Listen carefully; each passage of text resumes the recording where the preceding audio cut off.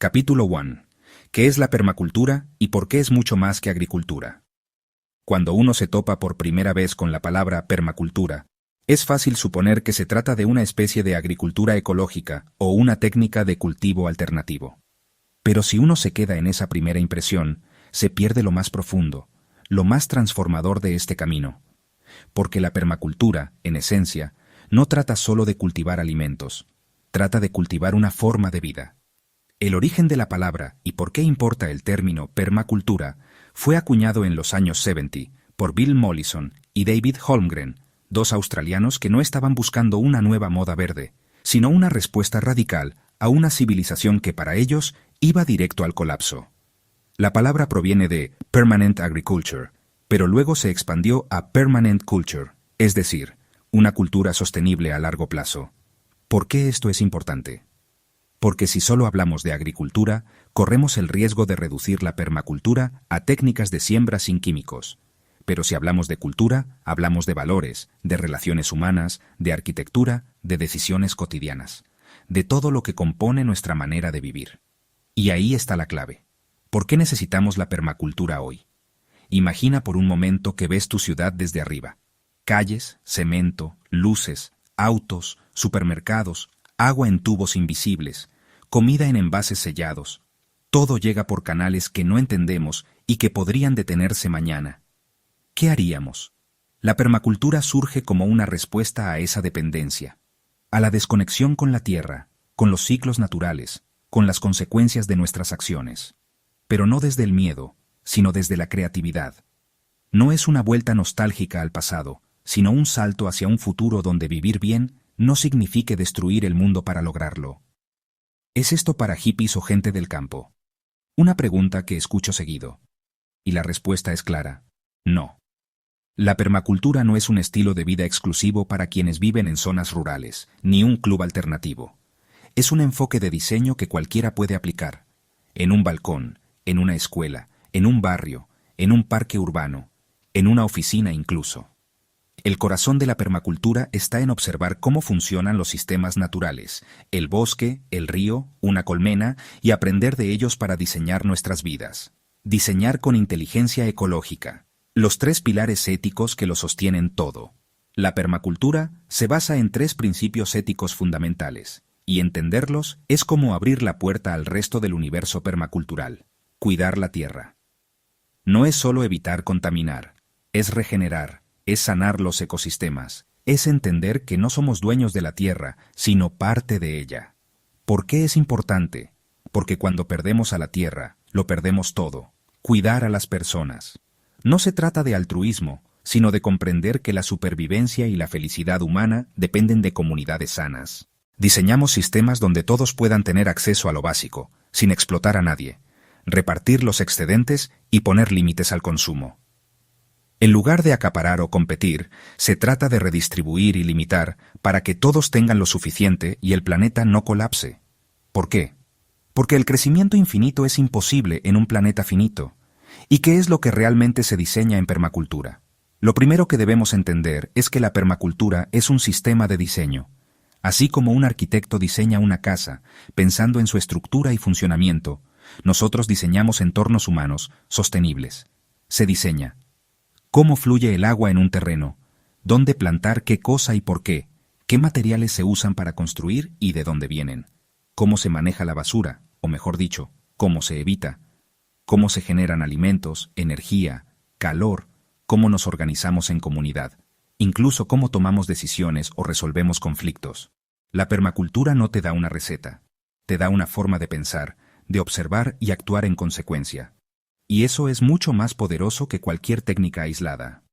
El principio de observar. Uno de los primeros principios que se enseñan en permacultura es este: observa e interactúa. Parece simple, pero vivimos en una cultura que hace lo contrario. Compramos soluciones antes de entender el problema. Copiamos sin observar. El permacultor, en cambio, se detiene a mirar. ¿Por dónde entra el sol? ¿Cómo corre el agua? ¿Qué plantas ya están creciendo aquí? ¿Qué quiere hacer este lugar? Y ese escuchar al lugar es lo que permite diseñar con inteligencia, no contra el entorno. Un cambio de mentalidad, no solo de herramientas, Mucha gente llega a la permacultura buscando soluciones prácticas: compostaje, bioconstrucción, agroecología. Y está bien. Pero si uno no cambia la forma de pensar, solo reemplaza herramientas sin cambiar el fondo. Permacultura es aprender a ver patrones, a entender cómo todo está conectado, a dejar de pensar en yo planta suelo agua como partes separadas y empezar a diseñar ecosistemas donde todo coopera y se sostiene mutuamente. ¿Y por dónde empezar? La buena noticia es que la permacultura comienza donde estás. No hace falta tener una hectárea ni esperar a el momento ideal. Puedes empezar observando tu patio, tu cocina, tu forma de comprar o desechar cosas. Un principio clave: empieza en pequeño, pero diseña como si fueras a escalar. Cada acción, cada rincón de tu espacio puede ser una pequeña revolución. Cierre del capítulo. La semilla está plantada. Este primer capítulo es como una semilla. No tiene todas las respuestas, pero tiene lo necesario para empezar a germinar en ti una nueva manera de mirar el mundo. A partir de aquí, todo lo que aprenderás tendrá sentido si no olvidas esto. La permacultura no es sobre técnicas, sino sobre relaciones. Con la tierra, contigo mismo, con los demás. Y como toda relación verdadera, se construye con amor, con respeto y con tiempo. Capítulo 2. Aprender a observar. El primer paso para diseñar con la naturaleza y no contra ella. Detrás de todo buen diseño en permacultura hay un gesto simple, pero profundo: detenerse a observar. Suena fácil, casi trivial. Pero en un mundo que premia la prisa y la producción constante, observar se ha vuelto un acto revolucionario. ¿Por qué observar primero? La mayoría de las personas, al llegar a un terreno, una parcela o incluso un balcón, quieren hacer cosas rápido: plantar, construir, sembrar, instalar. Pero en permacultura se nos enseña algo diferente: no hagas nada hasta que hayas observado lo suficiente. ¿Y por qué? Porque la naturaleza ya tiene sus reglas, sus flujos, sus ritmos. Si actuamos sin comprenderlos, nos pasamos la vida corrigiendo errores. Pero si entendemos el lenguaje del lugar, el sol, el viento, el agua, los insectos, entonces diseñamos sistemas que trabajan con esos elementos, no contra ellos. Observar no es mirar, es comprender. Observar no es solo ver, es aprender a leer un lugar como si fuera un libro. Cuando llegas a un terreno, puedes hacerte preguntas como: ¿dónde está el sol en cada momento del día? ¿De dónde vienen los vientos dominantes? ¿Dónde se acumula el agua cuando llueve? ¿Qué plantas ya están creciendo sin ayuda? ¿Hay señales de erosión? ¿De exceso de sombra? ¿De compactación? ¿Cómo se mueven los insectos? ¿Hay aves? ¿Qué hacen? Cada respuesta es una pista, una clave que te dice qué tipo de diseño puede prosperar allí. El principio: observar e interactuar. Este es uno de los principios fundamentales de la permacultura, enunciado por David Holmgren. Observe and interact.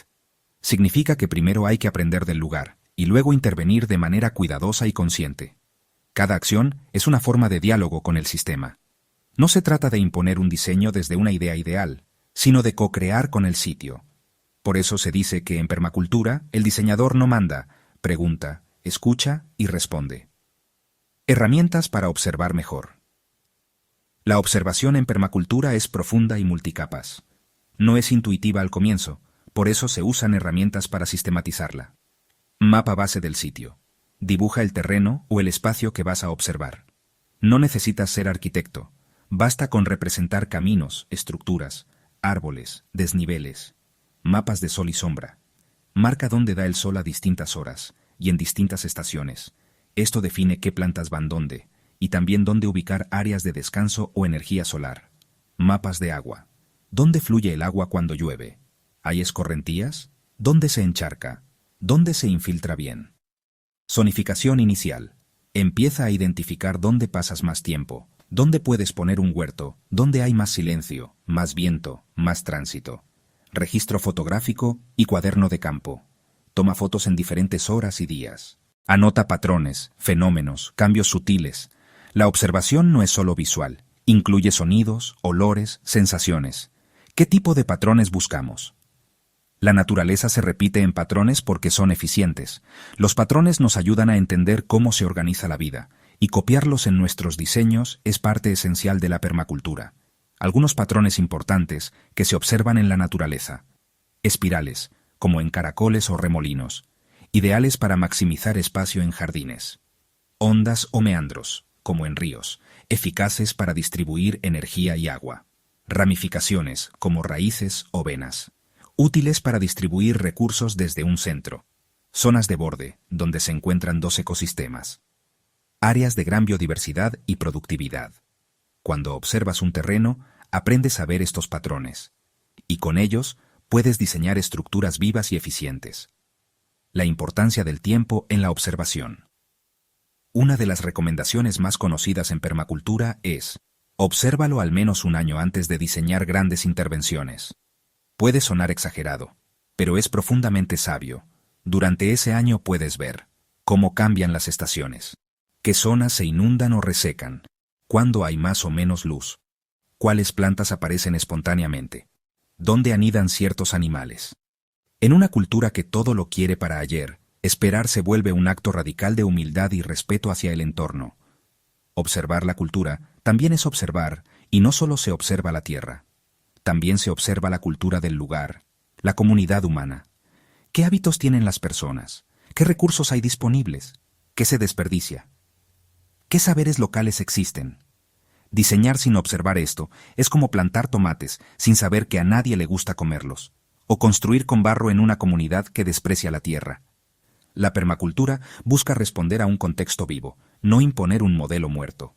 ¿Y cómo se empieza si solo tengo un departamento? Observar funciona igual.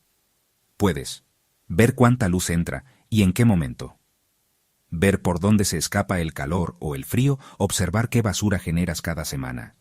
Escuchar los sonidos que predominan. Analizar cómo fluye el agua en tu baño o cocina. Porque no importa el tamaño del espacio. Observar es entrenar la mirada para ver relaciones invisibles, y eso se puede hacer en cualquier lugar. Cierre del capítulo. El arte de mirar con otros ojos. Este capítulo es una invitación a mirar distinto, a frenar antes de actuar, a sentir el pulso de un sitio. La permacultura comienza no con una pala, sino con una libreta, una silla y un corazón atento. Quien observa con respeto, diseña con sabiduría. Y quien diseña con sabiduría, crea sistemas que florecen con el tiempo, no que se desgastan con él. Capítulo 3. Diseñando desde el corazón del hogar. El sistema de zonas en permacultura.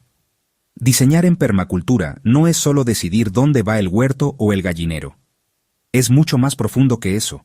Es construir una relación con el espacio que habitamos. No solo se trata de poner cosas en un lugar, sino de entender cómo fluye nuestra energía día a día y poner las cosas en función de ese flujo. Aquí entra en juego uno de los conceptos más potentes y poco conocidos fuera de la permacultura: el diseño por zonas. ¿Qué es el sistema de zonas? En permacultura, el espacio se organiza en zonas concéntricas que van desde el centro de la vida cotidiana, usualmente tu casa o tu cocina, hacia afuera. Cada zona representa un nivel de frecuencia de uso e intervención humana. ¿Por qué esto es importante? Porque diseñar con zonas es diseñar con sentido común. Ponemos lo que más usamos cerca y lo que usamos poco, más lejos. Así, gastamos menos energía, cuidamos más lo que importa y dejamos espacio para que la naturaleza también actúe por sí sola. Las zonas explicadas una por una: zona 0. Tú y tu hogar. Este es el núcleo, tu casa. O tú mismo si estás diseñando en un departamento. Aquí se concentran los hábitos más frecuentes: cocinar, limpiar, ducharte, descansar. En permacultura, la casa no es solo un refugio, es parte activa del ecosistema. Aquí observamos cómo fluye la energía dentro de casa, cómo reducimos el consumo de agua, gas y electricidad, cómo compostamos los residuos, cómo diseñamos hábitos sostenibles. También se pueden aplicar principios como recolección de agua de lluvia desde el techo, uso de energía solar, cocina solar o rocket stove, reciclaje y separación de residuos, zona 1. Lo que visitas a diario es el área más productiva y de mayor interacción diaria. Aquí van: huerto intensivo, hierbas medicinales y culinarias, compostera, gallinero pequeño, semilleros. El principio es simple: si algo requiere atención diaria, que esté a pasos de ti. Así no te da pereza regar, cosechar o revisar. Es también una zona ideal para cultivar relaciones. Sentarte a mirar, conversar con una visita, tomar un té. Zona 2. Mantenimiento regular. Aquí va lo que no necesitas visitar cada día, pero sí varias veces a la semana. Frutales bancales de hortalizas de mantenimiento medio animales medianos. Patos, conejos, colmenas, plantas medicinales perennes. Suele estar un poco más lejos que el huerto diario, pero sigue siendo accesible. Aquí los cuidados son más esporádicos y requieren más planificación que presencia constante. Zona 3. Producción a gran escala. Zona de cultivos extensivos o forrajes, con bajo mantenimiento diario. Granos, legumbres, cultivos para almacenamiento, árboles de sombra o leña, animales de pastoreo, si los hay. Aquí también pueden ir estanques, setos cortavientos o áreas de rotación de pastos. Es donde la producción empieza a depender más de la planificación que de la presencia cotidiana. Zona 4. Manejo silvestre. Espacio con mínima intervención humana, usado para recolección de leña, reforestación, recolección silvestre, hongos, bayas. Observación de fauna. Aquí se aplica el principio de intervenir solo lo necesario, permitiendo que el ecosistema actúe casi por sí mismo. Zona 5. Naturaleza pura. Zona de observación, contemplación y aprendizaje. No se interviene, no se siembra, no se cosecha, se deja ser. Es el área donde la naturaleza actúa con total libertad. Puede ser un bosque, una quebrada, una colina. Y si vives en ciudad, puede ser una maceta olvidada donde crecen malezas que observas cada día. La zona 5 también puede ser simbólica, un espacio donde tú aprendes a no controlar. ¿Por qué diseñar así? Porque las zonas nos enseñan algo fundamental. La vida no es simétrica ni uniforme. Es un mapa de energías, relaciones y ritmos. Cuando decides colocar las cosas según su frecuencia de uso, no solo haces más fácil tu vida, sino que evitas el desgaste innecesario. Reduces consumo energético y generas armonía entre tus hábitos y tu entorno. Este tipo de diseño mejora tu eficiencia diaria. Fomenta la autosuficiencia, aumenta la biodiversidad. Reduce el trabajo físico, protege áreas naturales. ¿Y si vivo en ciudad? Este diseño se adapta a todo. Veamos un ejemplo en un departamento. Zona 0, tú y tu cocina. Hábitos de consumo, reciclaje, compost. Zona 1, tus macetas de hierbas o tomates en la ventana. Zona 2, plantas en el balcón que visitas cada 2 días. Zona 3, quizás un área compartida en la azotea con vecinos. Zona 4, visitas a una plaza o parque donde recolectas hojas secas o haces observación. Zona 5. Dejar una maceta silvestre o un rincón donde no interfieras. El diseño por zonas no depende del tamaño del terreno, sino del flujo de tu energía cotidiana.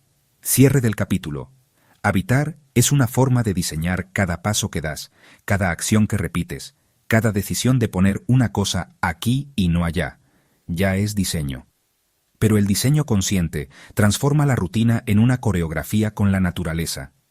Las zonas no son círculos dibujados en un mapa. Son niveles de relación entre tú y tu entorno. Son el arte de vivir sin desperdiciar ni tiempo, ni esfuerzo, ni tierra. Porque en permacultura, el mejor diseño no es el más grande ni el más caro, sino el que más sentido tiene para ti y para el lugar que habitas. Capítulo 4.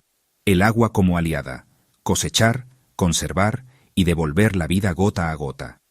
En la naturaleza, el agua nunca se desperdicia. Cada gota que cae encuentra un propósito. Infiltrar el suelo, alimentar raíces, correr hacia un arroyo, evaporarse y volver al cielo. Sin embargo, el ser humano moderno ha roto esa danza ancestral. Drenamos, canalizamos, contaminamos y evaporamos más de lo que infiltramos. Lo que antes era una bendición del cielo, hoy se convierte en causa de inundaciones o sequías. En permacultura, el agua no se gestiona, se honra, se cosecha, se guía y se deja trabajar. 1. Observar antes de intervenir. Cada terreno tiene su propia lógica hídrica. Las lluvias no caen igual en todos los techos, ni se escurren igual en todos los suelos. Por eso, lo primero es observar. ¿Dónde corre el agua cuando llueve? ¿Dónde se acumula? ¿Dónde penetra? ¿Dónde erosiona? Esos caminos invisibles son las venas del paisaje. No hay que bloquearlas, sino leerlas. 1. Captar el agua de lluvia. El primer paso hacia la resiliencia. Cosechar agua de lluvia es como abrir una cuenta de ahorros con el cielo. No necesitas grandes inversiones, necesitas voluntad, creatividad y unas pocas herramientas. ¿Cómo cosechamos agua? Desde techos, canaletas plus bajadas plus estanques o barriles. En el suelo, zanjas de infiltración, swales, microcuencas, pozos de absorción. En superficie, estanques, lagunas, diques pequeños. ¿Por qué hacerlo? Ahorra agua potable, reduce dependencia de sistemas externos, evita erosión y encharcamientos, permite regar sin bombas, mejora la salud del suelo. Infiltrar antes que escurrir. Uno de los principios clave en permacultura es: el agua se infiltra, no se escurre. El agua superficial se pierde rápido. Pero si logramos que penetre en el suelo, aumenta la humedad subterránea, alimenta las raíces de plantas lejanas, restaura acuíferos, refresca el microclima. Técnicas simples para infiltrar agua. Swales, zanjas en curvas de nivel, acolchado del suelo. Biofiltros con piedras y vegetación. Camas de infiltración bajo árboles frutales. 1. El diseño de curvas de nivel. Trabajar con la pendiente. Todo paisaje tiene inclinaciones, incluso sutiles. El diseño en curvas de nivel nos permite aprovechar esa pendiente sin que el agua arrase. ¿Cómo se hace? Se marca la curva de nivel con mangueras transparentes, niveles A o herramientas caseras. Se cavan zanjas superficiales que siguen esa línea, swales. Se plantan árboles justo debajo, donde el agua se acumulará. Así se ralentiza, infiltra y dispersa el agua.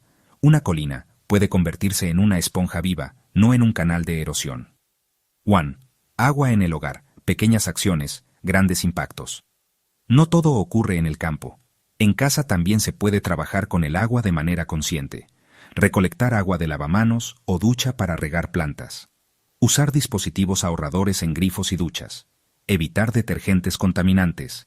Reutilizar el agua de cocción. Tener una compostera de lombrices que no genera aguas negras. El agua es parte del ecosistema, incluso dentro de un departamento. Cada gota que no desperdicias es un acto de diseño regenerativo. 1. El suelo como reservorio invisible.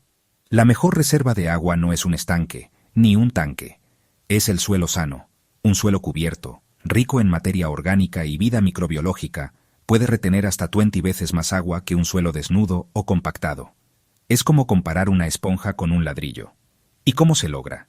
Aportando compost, usando mulch, acolchado, no removiendo la tierra constantemente, plantando diversidad vegetal, evitando la compactación, pisoteo excesivo. Así, cada lluvia deja huella. Cada gota se transforma en vida. 1. Devolver el agua. Cerrar el ciclo. En permacultura no basta con consumir menos. El verdadero acto regenerativo es devolver. El agua usada en casa puede alimentar árboles. Gris. La escorrentía del techo puede dar vida a un bosque comestible. El agua que pasa por un humedal artificial puede volver al paisaje más limpia de lo que entró. Diseñamos para retener el agua en el lugar el mayor tiempo posible, y que cuando se vaya, lo haga más pura, más lenta, más sabia. Cierre del capítulo. La lluvia no es casual, es una oportunidad. En la permacultura, el agua no se combate, se acompaña. No se trata de canalizarla lejos, sino de invitarla a quedarse. Cada gota que retienes en tu suelo es una semilla de fertilidad futura. Cada curva de nivel, una caricia al paisaje. Porque cuando diseñamos con el agua, no solo hacemos jardines más verdes o huertas más sanas, diseñamos futuro. Capítulo 5. Aliados invisibles, biodiversidad, ciclos y equilibrio natural en tu diseño permacultural. Caminar por un sistema permacultural es muy distinto a caminar por un monocultivo. Aquí no hay rigidez ni uniformidad, sino una danza. Sonidos, aromas, colores, formas. Un colibrí pasa veloz, una lombriz remueve la tierra, una mariquita se pasea por una hoja con pulgones. No es caos, es complejidad organizada. Y lo más importante, es resiliencia viva. Este capítulo es sobre eso, sobre entender que cuando cultivamos biodiversidad, no solo cultivamos alimentos, cultivamos salud del ecosistema, fertilidad, equilibrio y abundancia. 1. ¿Por qué la biodiversidad es un principio esencial en permacultura? En los sistemas naturales, la diversidad asegura la estabilidad. Cuando hay muchas especies interactuando, hay menos plagas descontroladas. El suelo se regenera constantemente, las enfermedades se diluyen, las funciones se reparten, el sistema se adapta mejor a los cambios. La naturaleza no apuesta todo a una sola carta, como lo hace la agricultura convencional con un solo cultivo. La naturaleza diversifica para sobrevivir, y nosotros, al diseñar en permacultura, imitamos esa estrategia. 1. Plantas que alimentan, sanan, cubren, protegen y enseñan. No todas las plantas se siembran para comerlas. En permacultura, cada planta cumple múltiples funciones. Las leguminosas fijan nitrógeno. Las cubresuelos protegen el suelo del sol. Las aromáticas repelen plagas. Las flores atraen polinizadores. Las perennes estabilizan el paisaje. Un solo metro cuadrado puede tener 10 especies distintas trabajando en conjunto, como un equipo bien coordinado. El objetivo no es solo producir comida, sino construir ecosistemas funcionales y abundantes. 1. Animales como aliados, no enemigos, no adorno. En la lógica industrial, los animales son problema o producto. En la permacultura son aliados, trabajadores del sistema. Gallinas. Comen restos, rascan la tierra, controlan insectos, dan abono. Patos. Devoran babosas y caracoles. Abejas y mariposas. Polinizan. Lombrices. Crean suelo fértil. Peces en estanques. Fertilizan el agua y alimentan plantas acuáticas. Diseñamos para que los animales vivan su ciclo y aporten su rol, no para encerrarlos ni sobreexplotarlos. 1. Microorganismos, los obreros invisibles. La vida bajo nuestros pies es más abundante y diversa que la que vemos. En un puñado de tierra fértil hay millones de seres. Hongos micorrízicos que conectan raíces. Bacterias que transforman nutrientes. Protozoos que mantienen equilibrios. Nematodos benéficos que controlan plagas. Cuidar el suelo no es solo abonar, es cultivar vida invisible. Por eso no se remueve el suelo constantemente, se protege con mulch, se nutre con compost y se evita cualquier químico que mate esa vida. 1. Los ciclos naturales como guía. Todo sistema vivo funciona en ciclos. El agua se evapora, llueve y se infiltra. Las hojas caen, se descomponen y nutren nuevas raíces. Las flores se transforman en frutos, y esos frutos en semillas. La muerte da paso a la nueva vida. En permacultura, diseñamos para que esos ciclos no se interrumpan, sino que se potencien. Ejemplo. Los restos de cocina alimentan gallinas, que dan estiércol, que enriquece el compost, que va al huerto, que produce alimentos, que vuelve a la cocina. Todo vuelve. Nada se desperdicia. 1. Plagas y enfermedades. Síntomas de desequilibrio. En un sistema biodiverso y bien diseñado, las plagas no desaparecen, pero se regulan. Las mariquitas comen pulgones. Las avispas cazan orugas. Las ranas comen mosquitos. Los sapos comen babosas. Cuando un desequilibrio se presenta, una plaga que se descontrola, una planta que enferma repetidamente, no es momento de atacar, sino de observar. ¿Hay diversidad suficiente? ¿Falta cobertura? ¿Está el suelo sano? ¿Faltan depredadores naturales? La solución rara. ¿Ves? Es una sustancia. Casi siempre es un ajuste en el diseño. 1. Diseñar como jardineros de la diversidad. El papel del permacultor no es controlar todo, es crear las condiciones para que la vida florezca. Como jardineros de la biodiversidad, nuestra tarea es invitar a múltiples especies, ofrecer refugio, alimento y sombra, dejar zonas silvestres, observar y aprender de la interacción.